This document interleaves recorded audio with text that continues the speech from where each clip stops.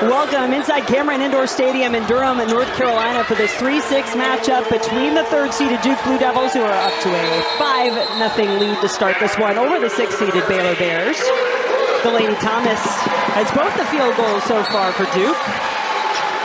Baylor looking for their first points, and that is their third turnover so far. Baylor has not looked comfortable yet in this game, and you've got to give so much credit to that Duke defense. Delaney Thomas off to a quick start for the Blue Devils. She has 4 points inside. Could we see more madness in Cameron, Jim? We're coming off some madness in Minnesota. Get you to your Capital One's players on the floor for the Duke Blue Devils. Jordan Wood has come into the game, and boy, was she good off the bench in the first-round win for Duke over Charleston. Toby Fournier, that is usually an automatic, too. Coach Kara Lawson wants Fournier to be more patient. That was a patient move inside from the All-American, just couldn't finish at the rim. Fournier, 24 points against Charleston on Friday. Talia Scott, the player that Baylor really needs to get going, the All-Big 12 first-team selection. On the floor, brought to you by Capital One for the Bears. This veteran Baylor team looking to keep their careers and their season alive. All but Talia Scott, upperclassmen, Johnson, Van Geitenbeek, Littlepage, Buggs, Fauntleroy, looking to extend their stay. 4 seniors for Baylor, 2 seniors in the starting lineup for Duke. One group will see their career end today. One group will get to a Sweet 16. For Kara Lawson, she has led this Duke team to the Sweet 16 the last 2 years, and in fact a step further to the Elite 8 last year. Said she never wavered in her belief in this group, even when they got off to that 3-6 start that included a loss to Baylor in Paris. Mayer, the defense for Duke really bothering the Bears. Wood on the glass, puts it back up, too strong. Jordan Wood can be an X factor for Duke. She's the first off the bench, played well in the first meeting against Baylor, and is quick offense for them coming off that bench. Scott had 15 points on Friday, the win against Nebraska, and then nobody gets back to stop Delaney Thomas. She has 6 of Duke's 7, and Baylor still to score. Duke's front court is formidable. They have some elite athletes inside that are super versatile. Known for Toby Fournier, but it's been Delaney Thomas so far for Duke. On cue, Delaney Thomas with the block. Fournier. Oh, good coverage that time by Littlepage Buggs, but that left single coverage on Fournier. That is a grown woman move from Toby Fournier. When you watch the Baylor film from November 3rd, Toby Fournier was not doing that. She's been so much more patient and able to finish at the rim. That's something she's improved upon big time this season. Fantastic start here for the Blue Devils, up 9-0. Taina Mayer pushing the pace. Delaney Thomas running to the rim.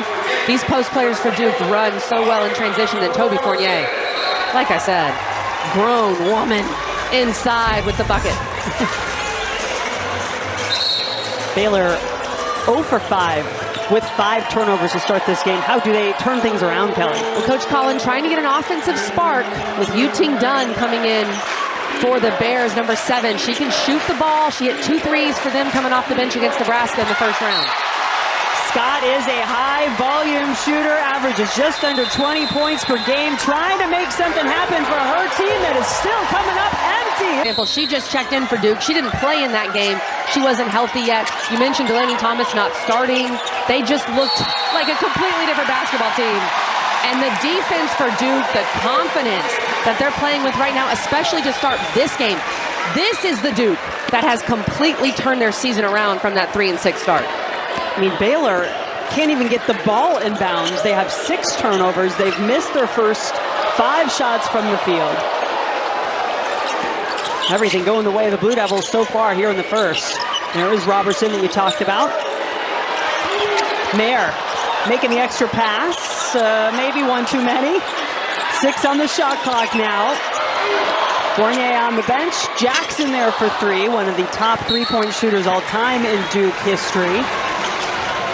231 makes her beyond the arc in her career, a senior with the Blue Devils. I know you feel, Kelly, a real key to this Duke team. She's the heart and soul of this Duke team. 4 years, took a chance on Kara Lawson before Duke was back. This is, of course, a proud program. They've made 4 Final Fours, but had not made the Elite Eight since 2013. And, of course, making their first Elite Eight in the Kara Lawson era last year. Both of these programs were in the Sweet 16 2 years ago. And Baylor finally getting on the board through Dariana Little Page Buggs. On the flip side, Little Page Buggs is the heart and soul of Baylor. She's a 4-year player at Baylor, been a part of so many wins with this program, been to a Sweet 16 with them, and wants to get back to another. Working on both ends of the floor. Little Page Buggs averages a double-double, the only player in the Big 12 to average a double-double in each of the last 2 seasons. Talk about reliability, game in, game out. Then Geitenbeek had that shot affected. Who's there to clean it up? Oh, wow. They called Robertson for stepping over the inline before she inbounded the ball. We saw that against Baylor on an inbounds play in their first-round game against Nebraska on a sideline play. The Bears looking to pick up some momentum any way they can. Instead, Van Geitenbeek puts it right off the legs of Mayer. Jackson cashes it in. Baylor's 7th turnover leads to Ashlyn Jackson and Duke's first 3 of the game. Ashlyn did not shoot the ball well in the first round against College of Charleston. You could see the relief on her face after that ball went in. Said she didn't want to think too much about this being her final game inside Cameron Indoor Stadium. She's an emotional player in person as it is. Okay, Kelly, is it the Duke defense that's so suffocating, or is Baylor just being careless with the ball? It's a combination of both, but this Duke defense, I'm telling you, how Duke looked when they played Baylor at the beginning of the season, they were not playing like this. They were not as connected defensively. I think both Jackson and Mayer have taken their games to another level. Riley Nelson wasn't even starting at that point. Neither was Delaney Thomas. And so even though Baylor played Duke 4 months ago, I don't think they've played a team with this type of defensive intensity in a while, and they're not handling it well. Both teams coming in with records of 25-8 overall. Duke, the ACC champions, and that's a travel called on Little Page Buggs. 9th turnover by the Bears. Nikki Collin has to have some frustration over there on the sideline. Her 5th season in charge of Baylor. Nothing going the way she had planned, at least through the first few minutes of this one.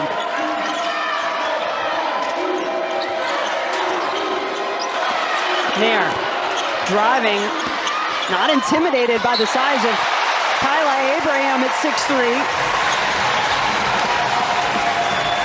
And a risky play from Taina Mayer. You never want to save the ball under your own basket, but that was heads up. Threw it hard enough to get the ball back for Duke.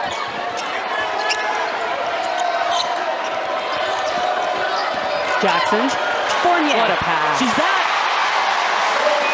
Ashlyn Jackson is such an underrated passer. She had 9 assists in the first round game against Charleston, averages nearly 5 a game. She has made some fantastic passes in this tournament, and especially in that ACC championship win against Louisville. Little Page Buggs working hard in the paint. Robertson and Wood, that tandem did quite a job defensively. Better anticipation this time by the Bears. Ella Brown, number 3, redshirt junior from Australia, transfer from SMU on the floor.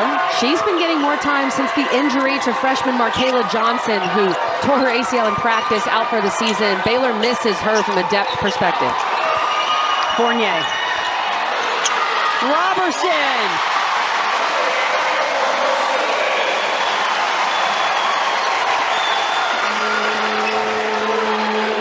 Duke understands that depth perspective. They have done all their damage this season, primarily with just 7 players. They did have Anna Wickstrom get some time in the first round game, but for the most part, it was just 7 players for this Duke team.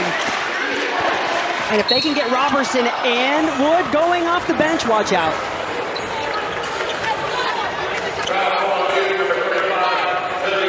And Talia Scott, leading scorer for Baylor, has yet to score today, 0 for 3 from the floor. Draws the foul on Fournier, getting to the free throw line. Talia Scott does a lot of her damage from the free throw line. She did so against Nebraska. She did so in the first game against Duke, in the first game of the season that Baylor won. So this is a good sign for Baylor to get her going from the line.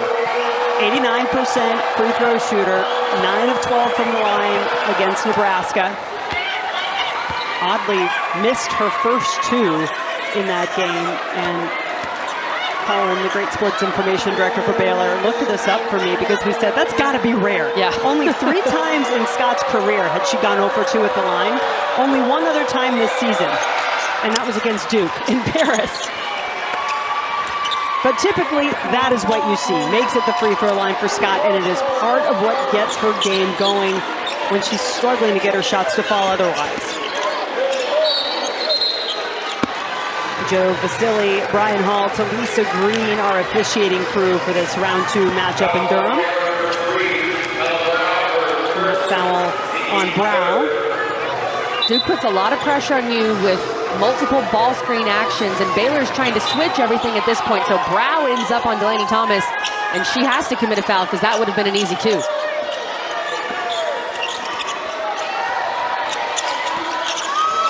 Thomas scored the first 4 points of the game for the Blue Devils, clearing out some space for Jackson Mayer for 3. Tapped back out. Jackson will try. No. Done the rebound, the sophomore transfer from Auburn. Because of rebounding and turnovers, Duke has taken 11 more shots than Baylor in this first quarter.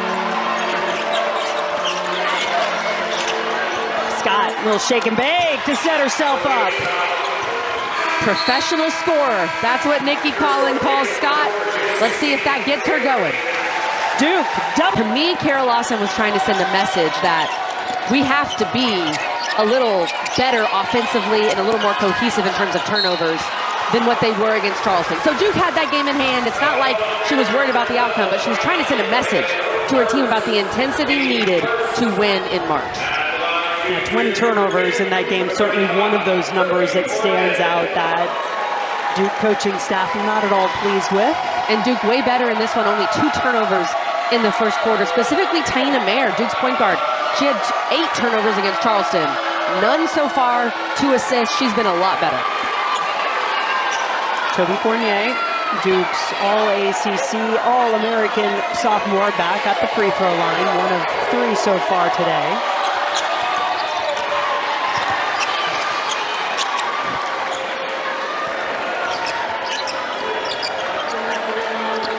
So Ella Brow staying in the game right now for Baylor, running the point with senior Jana Van Geitenbeek on the bench.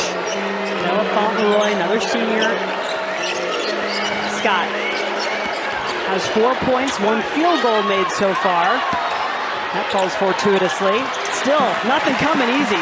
Fauntleroy is such an X factor for me with Baylor. It cannot just be Talia Scott one-on-one trying to get a bucket.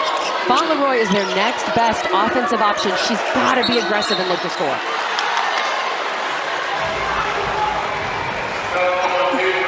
And now for our slam dunk matchup brought to you by Wendy's. A couple players we've been talking about.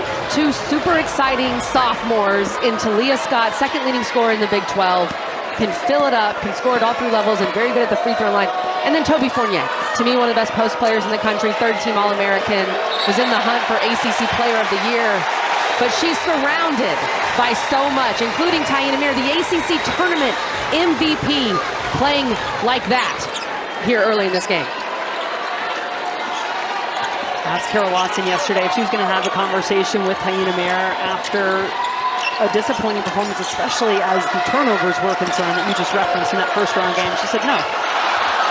She knows what to do at this point in the season. She understands she has to play better. Play the way she did in the ACC tournament. And I liked that from Coach Lawson because she didn't want to make it a mental thing for Mayer. She didn't want to make it a bigger deal than it was. Just move on to the next game. The body of work for Taina Mayer speaks for itself. All ACC first team selection and ACC tournament MVP as Abraham's able to earn the tie-up. Slow down Fournier a little bit underneath. Kyla Abraham has the size at 6'3" to make things tough for Toby Fournier inside. That's a very good sign for Baylor, that stop from number 12 in green. And Baylor, one of the keys, Nikki Collin telling us, they were going to be physical. That is part of who they are. It's how they play. And Duke was preparing for it. Carol Austin telling her team yesterday, look, it's part of the price of admission. When you get this opportunity to play Baylor, it's going to be physical. You are going to have to execute through the physicality. That was great defense from Toby Fournier. Bella Fau'Leroy, smaller player, tried to put the ball on the floor. Fournier, so versatile defensively, able to stay in front of her and force the turnover.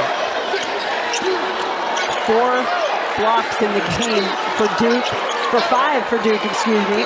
4 for Baylor. It's a dangerous place to play in the paint in this one. 6 seconds now. Tough shot for Jackson. Scott on the run. Wouldn't she love to pick up some points in transition, but Duke having none of it. Behind the back, Scott going all the way to the bag of tricks.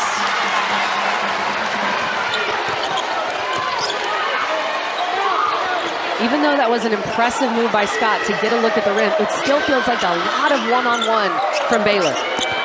Fournier drew the defense, got it over to Thomas, and basket counts. Foul on the Bears.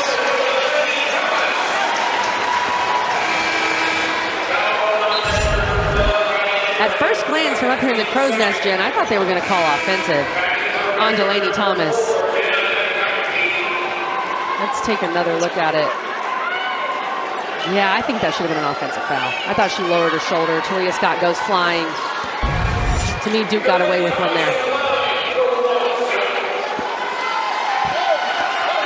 Delaney Thomas able to complete the three-point play. She's got 9. She's been so good. And this is the beauty of Duke. Duke's strength is in their team, in their group as a collective. And Delaney Thomas has been such a big part of that.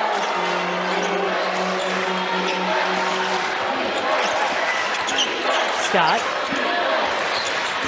Abraham put it on the floor, and Thomas and Jackson were ready and waiting. Jen, stop me when you've heard this. Such a good play by Delaney Thomas. I feel like a broken record, right? But Delaney Thomas on the dribble. The second Abraham put the ball on the ground, Delaney Thomas doubled, gets the jump ball. Thomas, the junior from Charlestown, West Virginia, getting into the starting lineup. Just about every game this season for the Blue Devils, had 19 points in that overtime ACC championship win against Louisville. Fournier. Great movement, great passing. 2 more for Toby.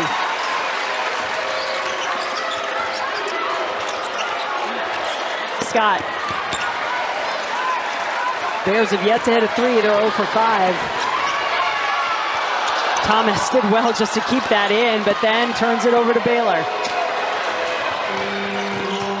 who gives it right back. The turnovers are adding up for the Bears, but Thomas draws all the attention, and Fournier catches done sleeping. Great cut and a finish. And this is a really good pass, too, by Riley Nelson. That is one of the strengths of Duke, their ball movement. Sometimes I think they even make the extra pass, and they pass up a shot, but there's such an unselfish nature with this Duke team. In their first round win against Charleston, they had 25 assists on 29 made field goals. They have 7 assists on 9 made field goals so far today. And Baylor doesn't have a single assist. And I've said it before, the one-on-one ball, Baylor's got to be able to get more going in the half court, get more people involved. Duke is focusing in on Talia Scott and making life very hard for her. 14 turnovers by the Bears. That's a little more of what they'd want, but then Little Paige Bugs just bangs it off the backboard, and Jackson out on the run for Duke.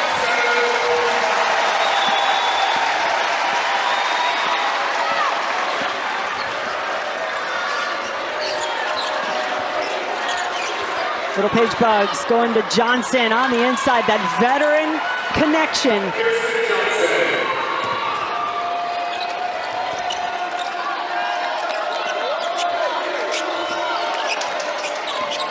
Mayer calls her own number. Why not? First points of the game for Taina Mayer. And Baylor, better ball movement on that last possession, Jen, and I think playing through Bugs is the key, but You can't miss layups at the rim.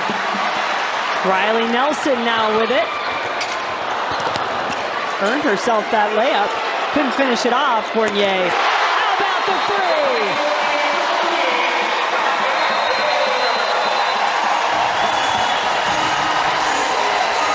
And they played Baylor to start the year.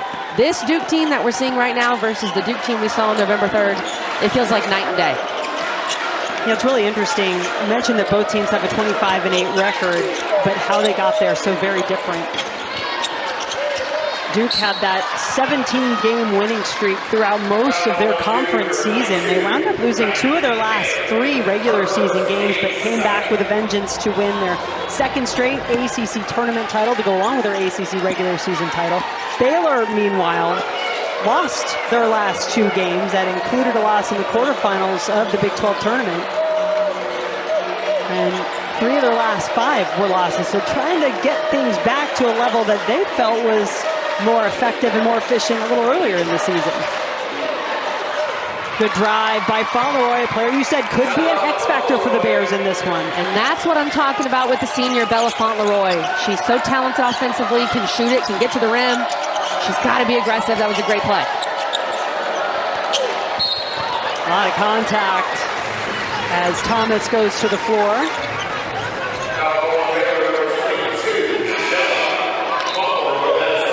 On Flau'Jae, as we remind you that for the 6th straight year, every NCAA Women's Championship game is on the networks of ESPN.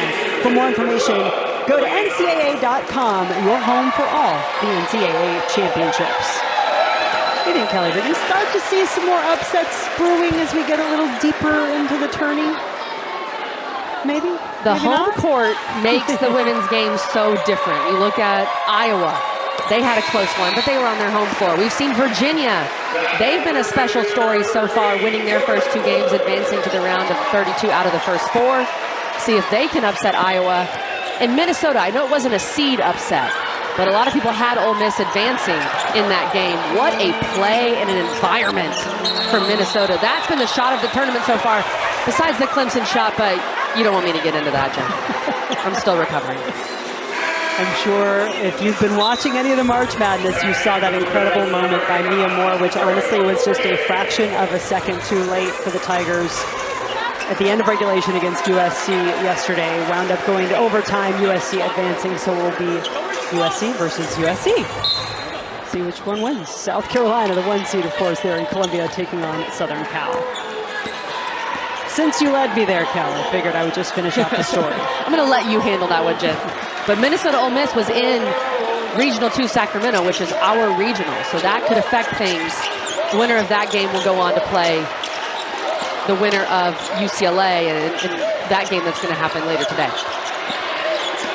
Mayer, 6 on the shot clock. Jackson, open look for Robertson.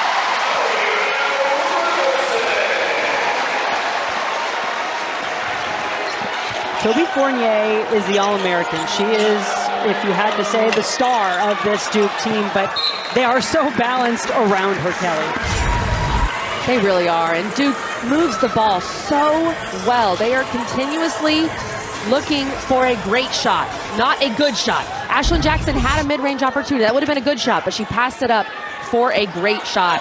And Duke with 10 assists on 13 made baskets early in this, still early in the game, still in the first half.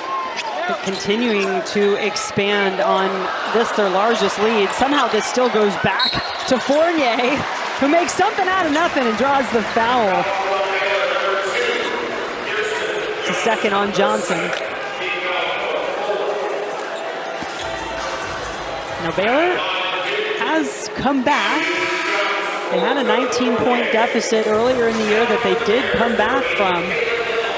So this team does have it in them to fight. We saw that. They were down against Nebraska by 6 going into the fourth quarter and wound up winning that fourth quarter, obviously winning the game in the first round.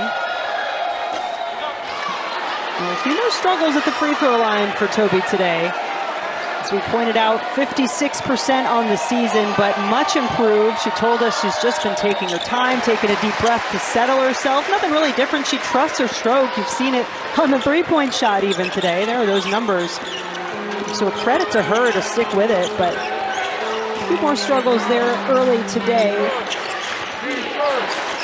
She's 2 for 6 from the line today. We haven't seen her shoot the ball like that from the free throw line in a while.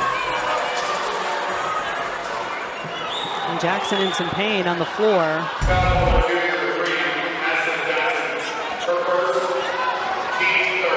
And adding insult to injury, Jackson called for the foul.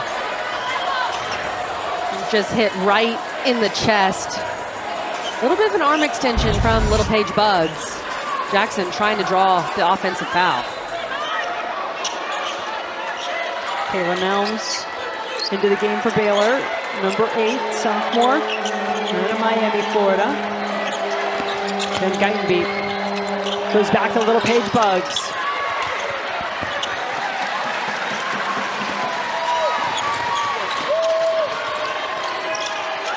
Fournier. Wood knocked down all of her three-point attempts against Charleston on Friday. Make Duke history as the first player ever in a tournament game to hit 100% of her three-point shots with a minimum of 5 taken. That was ridiculous. She was 5 for 5 from beyond the arc, 6 for 6 from the field. A rare miss from Jordan Wood in the NCAA tournament. Fournier. Foul is eventually called after a battle for possession with both teams going on.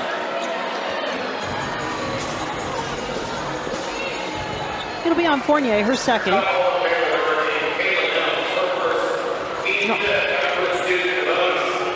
Correction, sorry, that was wrong in the stat broadcast. Fournier says, thank you very much. I am taking the free throws, not committing the foul. Had a few issues there. Foul was on Nelms. Get that correct.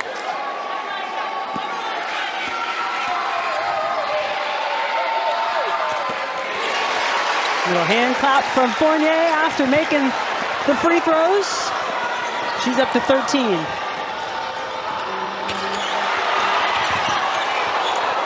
Everybody diving on the floor for the ball. Tie up. Possession arrow stays with Baylor. We really have not seen Baylor struggle to handle the ball like this all year. I think they are missing Markayla Johnson. She just gave them another option. Van Geitenbeek's been struggling. Instead of going to Brow, they could have gone to Johnson. She's a bit more of a scoring threat. They missed her specifically in a game like this. Nelms calling for it inside. Got it over Fournier.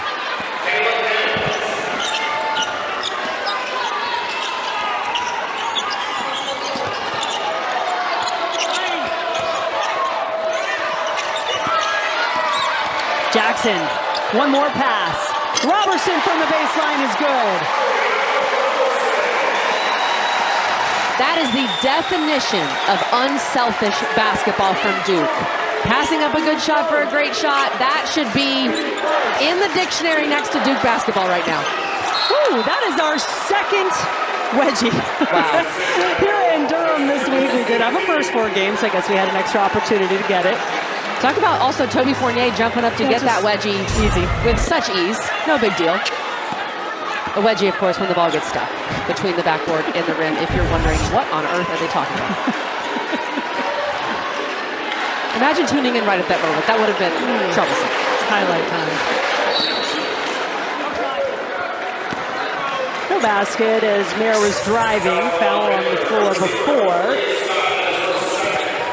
But Duke in the bonus anyway, so Mayer shooting a couple of free throws as Scott picks up her second.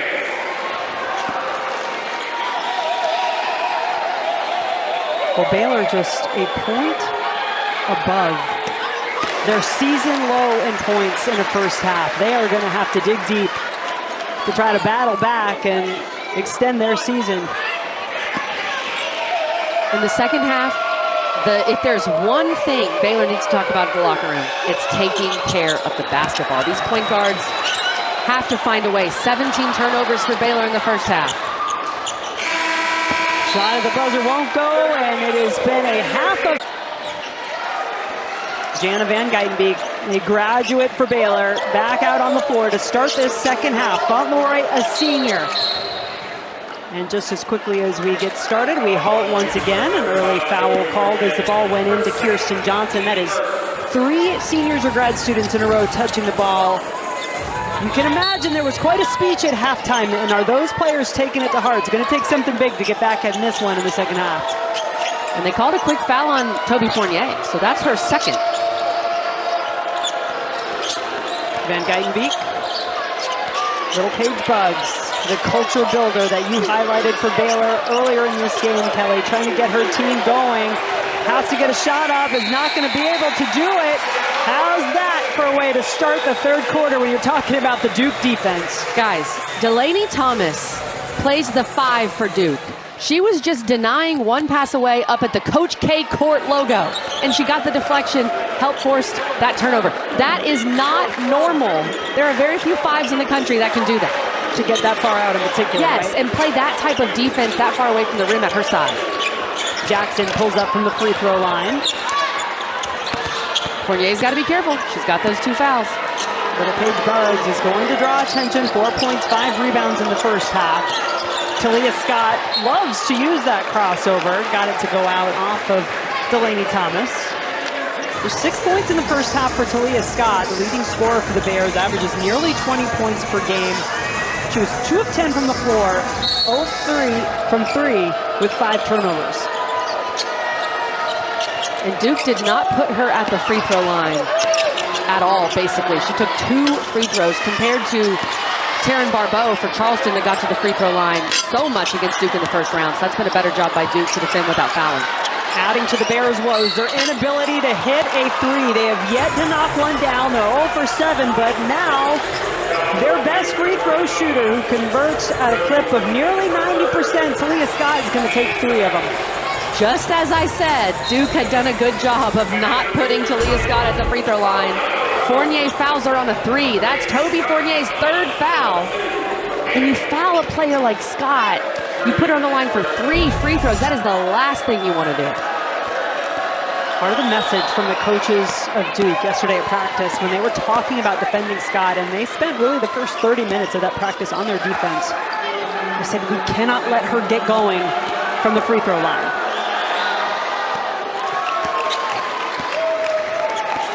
And this is a double whammy because, as you point out, Fournier's 3rd puts her on the bench.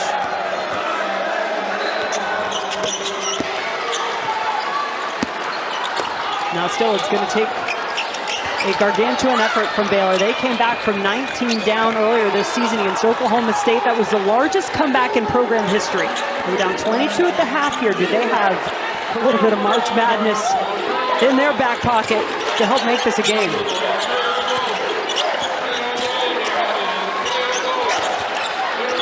Wide open spaces for the Blue Devils. Nelson, a 35% three-point shooter, misses. She's the only Duke starter yet to score in this game. Riley Nelson has hit some massive 3s for Duke this season. Hit one late against Clemson. In that game they lost that broke the streak, but still was a huge 3, and then hit 2 huge 3s in the ACC championship game. So she has that ability, but off to a slow start in this game.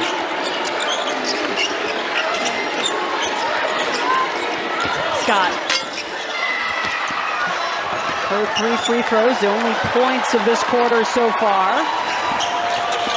Robertson and Kara Lawson frustrated with that pass from her veteran point guard, Peyton America. Baylor trying to get Talia Scott going. Off ball, Coach Collin talking about how they love to get her on that floppy action. They just ran that play on the previous possession. Downstream, get her the ball around that free throw line extended to go score. And just another turnover. It feels like Baylor has not been able to get in any type of rhythm in this game because of the turnovers. Sometimes you can sense, I mean, it looked like Little Paige Bugs almost second-guessing herself there. She went up with the shot fake, but then actually went up. Now this fell into the hands of Flau'Jae. Good effort on the press from Baylor. Results in 2 points. Now a foul is a little too much pressure applied. And this is what we were referring to, Jen, with the turnovers for Duke. And Charleston had a lot of success, especially in the second half of that game, applying pressure, forcing turnovers, trapping out of the press, and You can't inbound the ball to your guard there. That is the coffin corner, Jen. You got a trap. You've got 2 extra defenders with the sideline and the baseline. I don't care who you are. It's very difficult to get the ball out of that trap. And this is what we saw with Duke yesterday against Charleston. Baylor starting to get some momentum and force turnovers with their pressure. Baylor's not going to go away without a fight, and they are bringing it here in the third quarter. Had a couple of momentum-building plays with their defense, drawing some fouls on the Duke players, and Ashlyn Jackson bringing her team together out on the floor, a team that, by the way, is without their All-American Toby Fournier at the moment, who's on the bench with 3 fouls.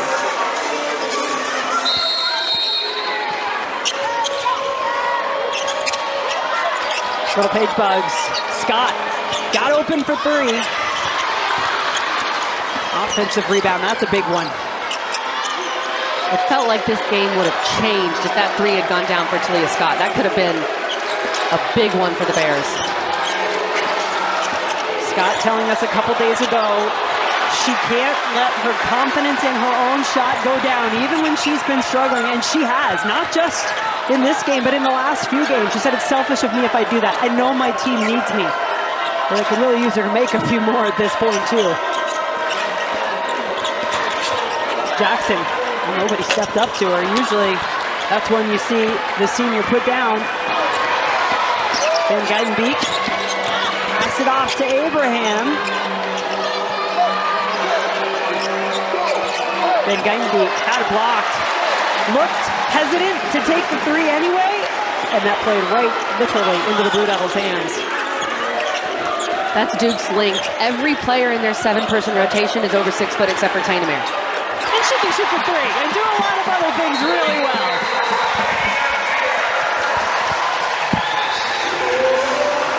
That makes it 20 points, the lead for Duke. All that work for Baylor, but they can't get the 3 to fall. Taina Mayer says, this is how it's done. Taina Mayer has really improved her 3-point shooting. Knocks that one down, and she's got 6 points, but she also has 5 rebounds, 4 assists. She's been great running the show, running the team for Duke this afternoon. They had to get Talia Scott cleaned up. Might have had a little blood that she had to get tended to.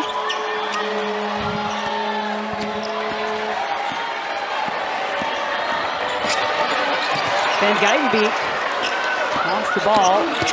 Little Paige Bugs there to pick it up.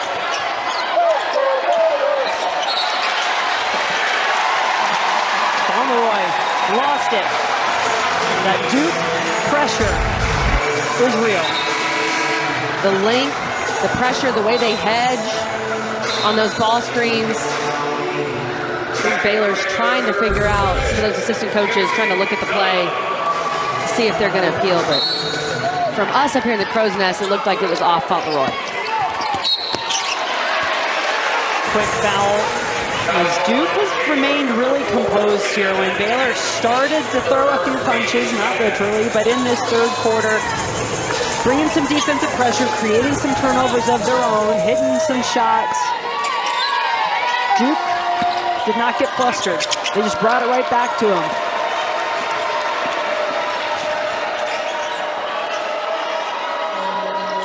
And a lot of it has to do with that huddle we saw number 3, Ashlyn Jackson, pull her team into when it felt like the momentum was starting to shift. Jackson, open, short. Robertson, put back is good. The freshman, Ariana Robertson, and Toby Fournier saying, that's my freshman right there. They're actually the same age because Robertson redshirted last year due to injury, but she's on the All-ACC freshman team. She's been called upon in this third quarter with Fournier in foul trouble, and she has been delivering for her team. And who she calls her best friend, Toby Fournier. They call each other Arby's. Toby, Ari, Arby's. Waiting for that NIL deal. Mayer. No, not this time.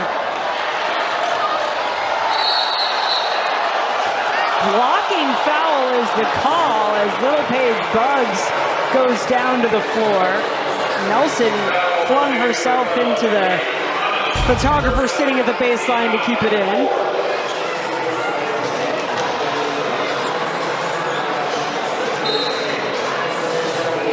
That's a tough call. Right in front of the official, they call a charge. You do have to give the offensive player time and distance. But Bugs did not have control of the basketball either, so I felt she was a bit out of control. That was a very difficult call. And a foul on Thomas, her second. Crowd is going to let Scott hear it with that air ball, and the Bears sink to 0 for 10 from 3. Talisa Green indicating the foul. We had a lot of these getting real choppy here over the last few minutes. This one on Van Geitenbeek, her second.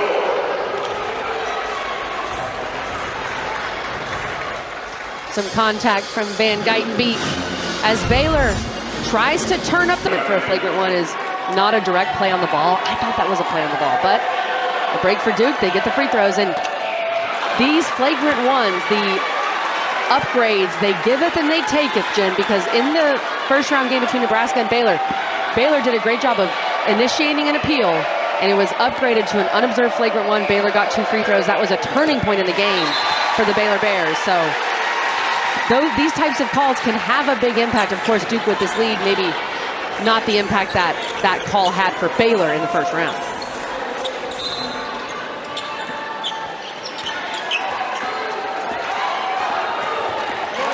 Blue Devils on a 6-0 run over the last minute and change. Robertson wide open inside. How does that happen? Ariana Robertson has been phenomenal filling in for Toby Fournier in the foul trouble.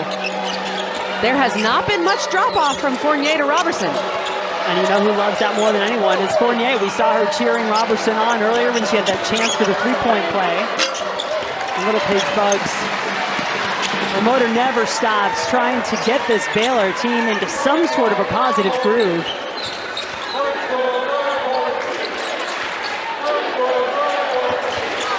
Mayer, the back door was there. Batted out of bounds at the last moment and off of Duke. This is just a defensive breakdown for Baylor. They're supposed to, I think they were trying to high hedge, which means Johnson's got to recover, but it looked like they were switching, and Talia Scott didn't get the switching memo. Either way, it was a wide open Robertson at the bucket.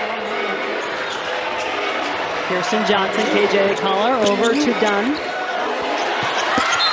Just a contested shot. Riley Nelson holding her ground. Winner of this game advances to the Sweet 16 and an LSU team that continues to pour it on. They'll get the winner of this game, and you know, Kelly, if Duke manages to get through, could be a little revenge tour for the Blue Devils, because that LSU game earlier this season was also a part of their 3-6 start, much like their loss to Baylor.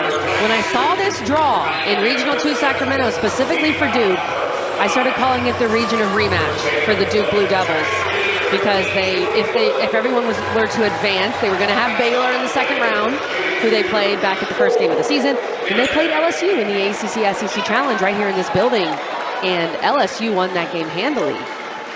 But Baylor won the first matchup between these two teams. Duke in control of this one right now, and I know Duke would love to see a rematch possibly with LSU. By the way, shout out to LSU. All they do is score 100.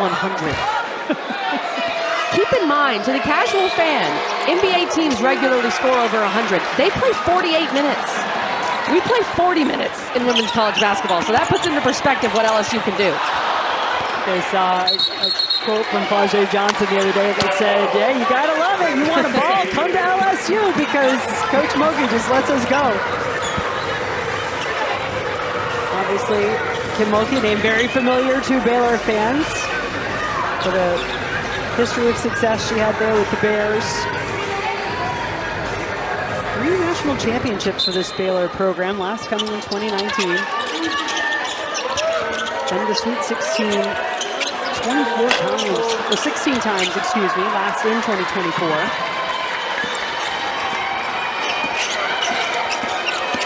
It's a tough road to go if they hope to get there again this year.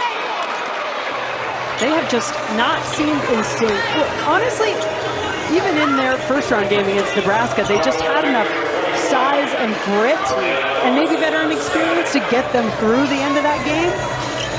But Duke not having it today. That's a great way to put it, Jen. And one of the big keys for them against Nebraska was the free throw line. They went to the free throw line 29 times.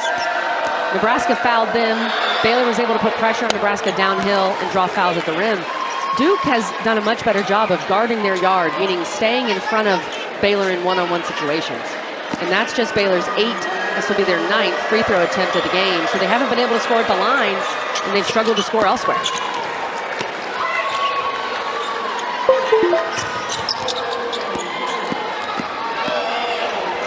Jackson running the floor. Duke's had a few of those runouts today.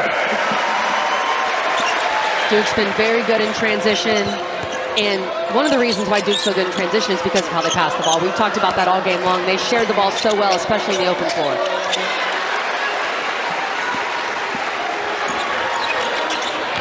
Back-to-back plays. That is just effort. It's like deja vu. It's like deja vu watching Duke do this. It's just a different player at the rim and a different great pass. And we talked about this Duke defense being a lot stingier here, Kelly. They haven't put Baylor on the line. And that was one of the keys coming out of the Charleston game for Duke. As Delaney Thomas continues to have a great game. She has 15, largest lead of the game for Duke, and this defense has just locked down. They gave up way too many points in the minds of their coaches, off second chance points, off of turnovers, off of free throws. There you see the numbers, and look at the numbers today. Much better job defensively there by Duke, just not giving up an inch anywhere.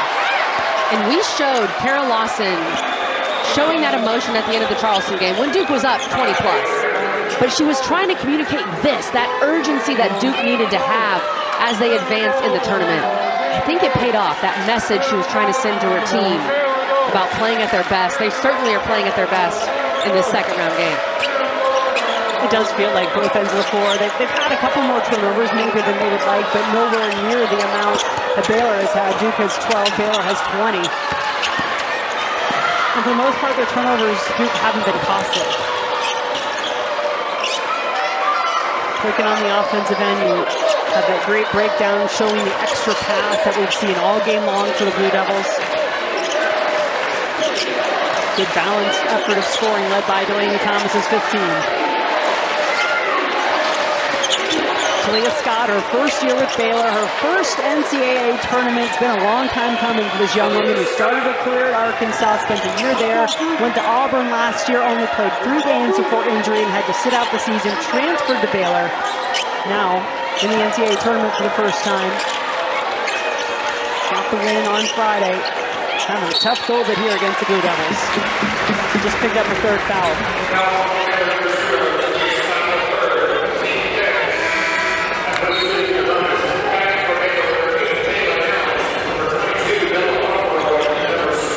Third personal on Scott. And the Blue Devils in the bonus. So Thomas at the free throw line. And you'll see it is an odd shooting motion. That's the best way to put it for Delaney Thomas, but she makes almost 73% of her free throws. That's the one thing people say sometimes about Delaney Thomas, that her shot looks a little odd, but look at her production. Look at how she's played in the biggest moments for Duke. And the ball goes in, so who cares? Exactly. She's got 17 points on 7 field goal attempts, Jen. 6 rebounds. She's been incredible. Certainly one of the brightest spots. I wish there had been many for Duke today. Fournier back out on the floor for the last few seconds of this 3rd quarter. Robertson, I'd say, has been another bright spot for Duke. And that's a double-double now for Ariana Robertson with that 10th rebound. A double-double through 3 quarters, filling in for Fournier with the foul trouble, who's back out there now, but Robertson has come to play. Fournier's going to get called for that screen. Just came back on the floor.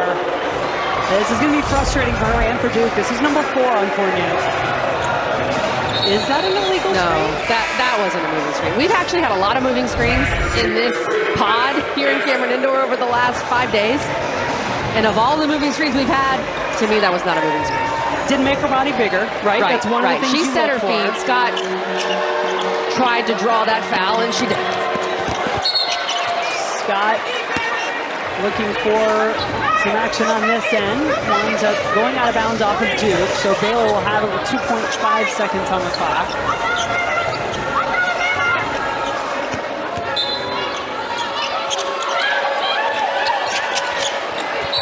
What looked to be easy on the inbounds was anything but.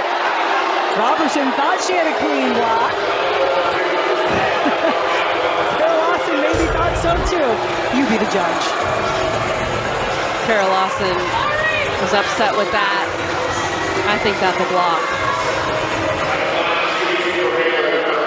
There was minimal contact, but Kara Lawson not thrilled. Third personal on Robertson. Caitlin Elms, sophomore for the Bears, out of Miami on the free throw line. Done.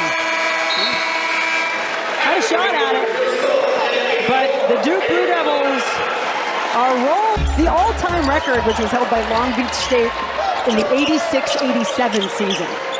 That is absurd. 16 games with 100-plus points in 40-minute basketball games.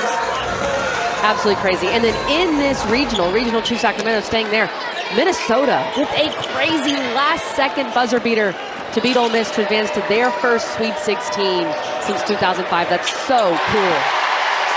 I love the reactions of Ashlyn Jackson when she has hit the three. Struggled early on, missed her first couple, but she's now 2 of 9 from 3, and it is just a look of, thank goodness.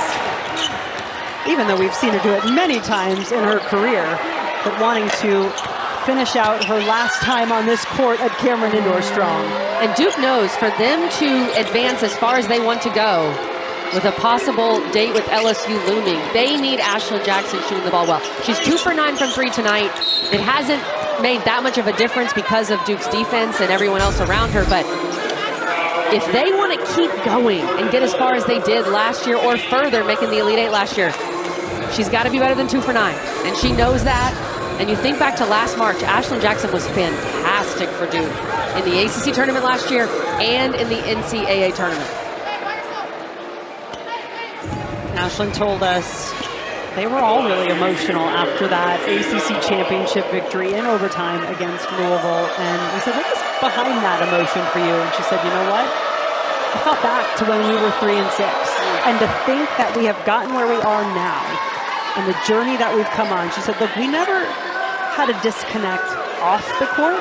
We were all really tight. We stayed that way. But on the court, we had to figure some things out. Now she feels like they are doing that.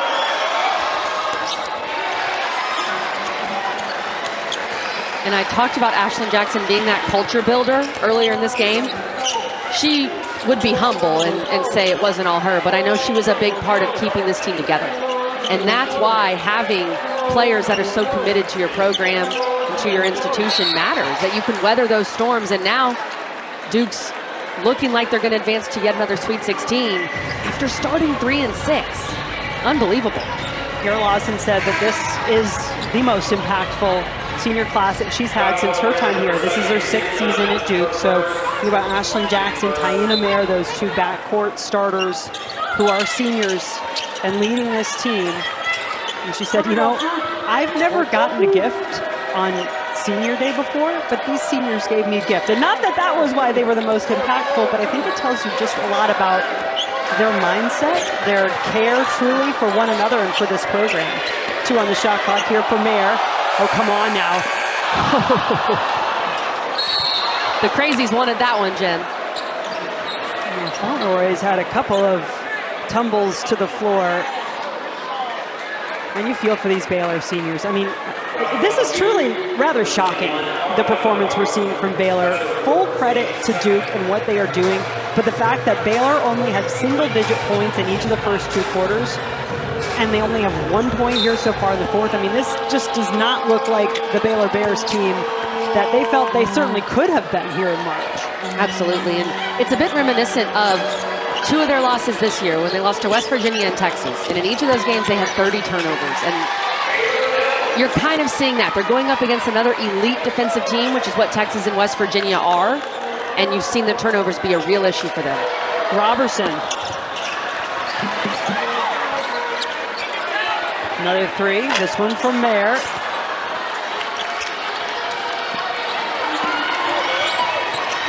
Scott, her three-point attempt, it looks bothered, even when there's not contact. She already did earn 3 free throws on an earlier three-point attempt. But she is 0 for 6 from 3 of 17 overall with 6 turnovers. It just feels like nothing is easy for Baylor. There hasn't been a single easy look for the Bears. And you've got to give Duke so much credit. But part of that too, Jen, is Baylor has not made a three. They're 0 for 13 from 3. So the court feels smaller in the half court because Duke doesn't really have to respect what Baylor can do from 3. They can pack it in, and Baylor has struggled.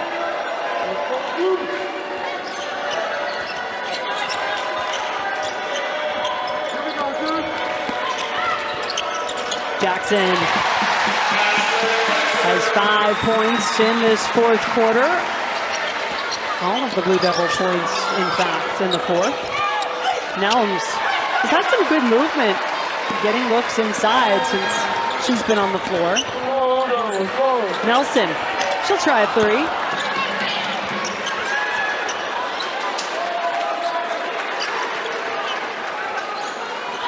See, Jackson will run the point.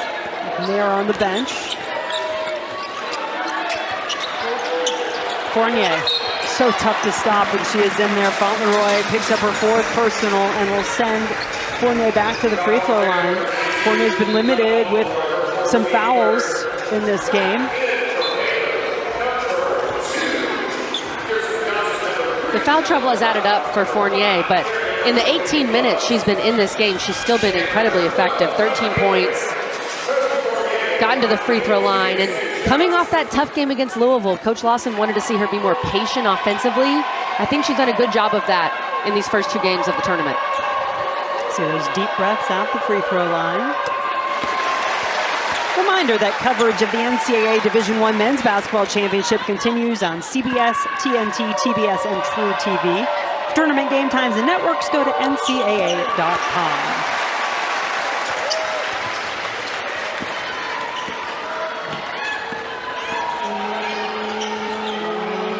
Ella Brow back on the floor at the point guard spot. Eventually the ball finding its way inside to Abraham, the redshirt junior from Carrollton, Virginia. 3rd foul on Thomas. Fouls starting to mount, particularly against the Blue Devils, both Fournier and Robertson with 4, Thomas with 3. And that's something to keep an eye on with Duke in this tournament, because they only play a 7-person rotation. Both Jaden Donovan and Emily Skinner out for the year from an injury perspective. Foul trouble at times has been an issue. I don't think it's prevented them from winning any games this year necessarily, but it's something that you have to keep an eye on just because of the small rotation that they play.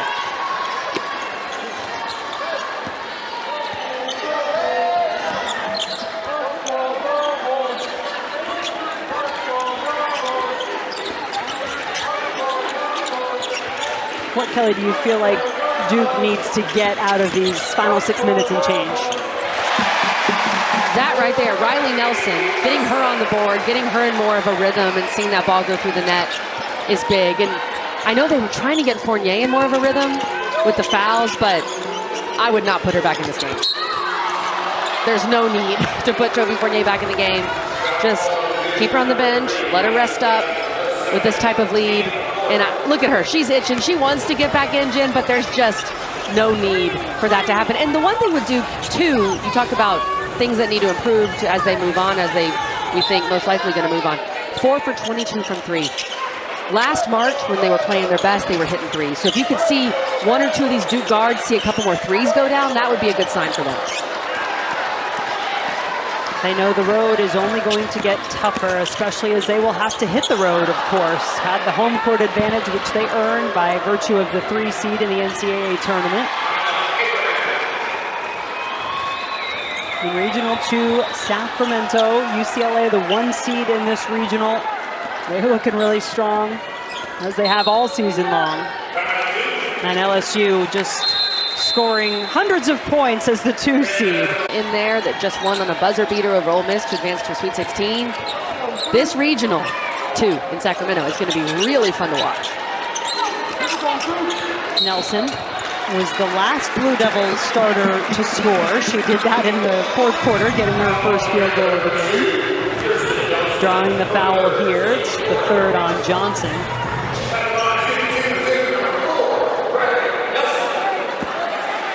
And you can see some of that finality of March beginning to set in for a player like Kirsten Johnson, senior.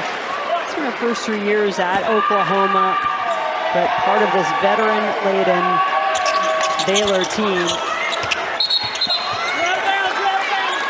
that has certainly not had the type of performance they had hoped for here in Durham.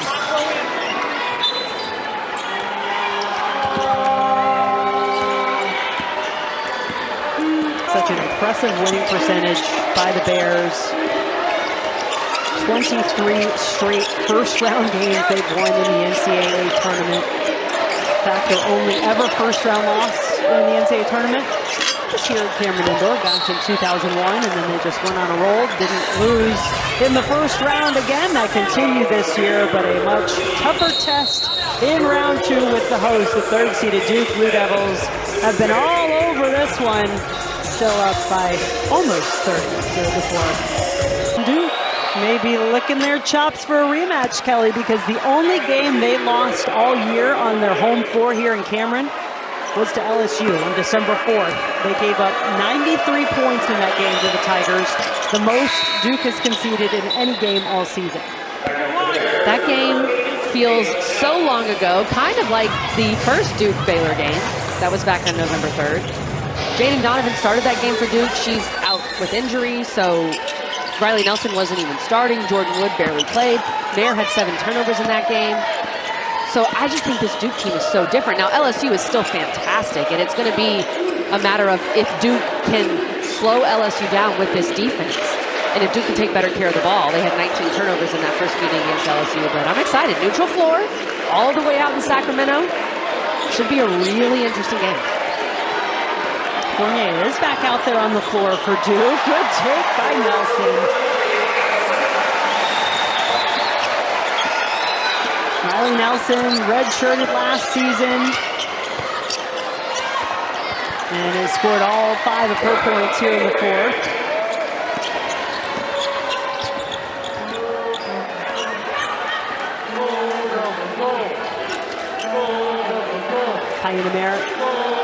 Better line today. Impressive again with the assist. She has 7 points, 7 rebounds, 8 assists. Haven't even talked about the fact that she's in that Olivia Miles triple-double territory.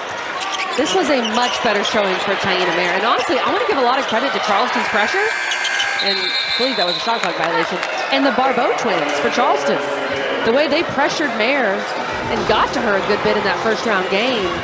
And I know Mayer, she's been fantastic all season. She was going to bounce back. But what a stat line for her. And the big thing with her, 8 assists and just 2 turnovers this afternoon. And if you are looking for the Oregon-Texas game, it's going to get started over on ESPN News. It's tough to keep all these games in their allotted time slots when you're going back-to-back to back. But that's why you don't ever change the channel. Just stay on ESPN. It's game after game after game. You're good to go. Maybe an extra screen or 2 here or there. Just we always support that. Yes. Have your bases covered. You got ABC as well, so you got to have that extra screen. We had 2 ABC games today, which was so good to see for our sport. It's been a great crowd here at Cameron today, but honestly, this one has seemed, without a doubt, in the hands of the Blue Devils since the beginning. I think it was a 9-0 run. They got off to a great start and really never looked back. The second quarter was big, a 22-8 second quarter for Duke. That's where it felt like they put their foot on the gas.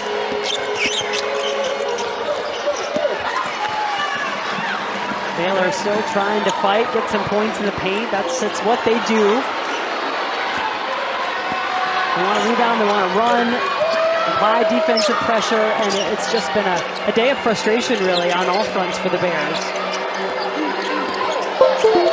And Baylor's going to have to regroup in a lot of ways. They're losing four seniors in the starting lineup, but they have a really special talent in Talia Scott. And they can build around her and get her a little more help so that they can be a bit more balanced offensively. Robertson adding in the assist category to her nice line today. The double-double you mentioned before. 10 points, 10 rebounds, now 1 assist as well. Fournier just couldn't help herself. Went for the block, instead picks up her 5th foul.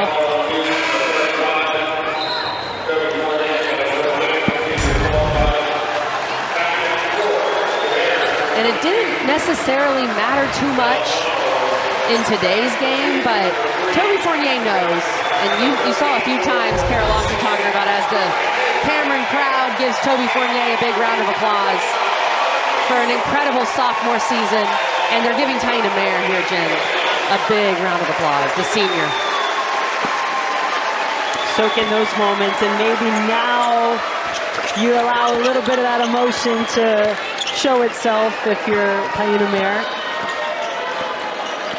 Before Mayer checked out, though, just with Fournier, she knows she can't foul out. Like, Duke needs her with their 7-person rotation, and that's something Carol Lawson was saying to her a few times on the bench after that 3rd foul specifically. But Fournier's been a lot better this year of staying out of foul trouble, so I don't see it being an issue moving forward.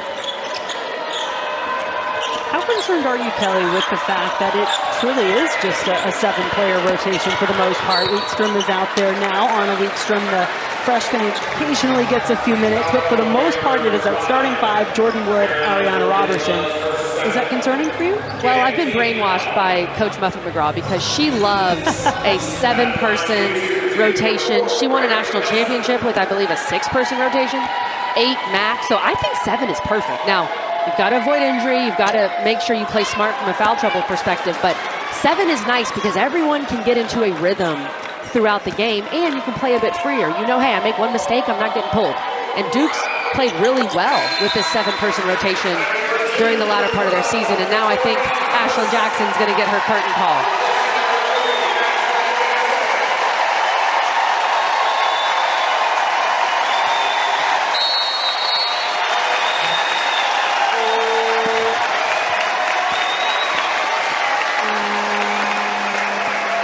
Ashlyn Jackson, the 3-point assassin.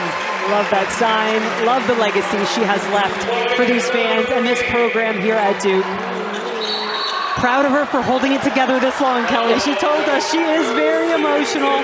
And those two, they care for one another so much. I mean, look what this means to Toby Fournier. What Ashlyn Jackson means to this Duke program. You talked about culture builders earlier in this game, and is without question part of the legacy that Jackson will leave behind. Ashlyn Jackson is one of those players that just restores your faith in college athletics. 4-year player, put so much into this program, gonna have her Duke degree, incredibly bright future in basketball and beyond. Just one of the good ones. It's been a pleasure to cover Ashlyn Jackson over these last 4 years. Van Geitenbeek has her first field goal in her last time in a Baylor uniform.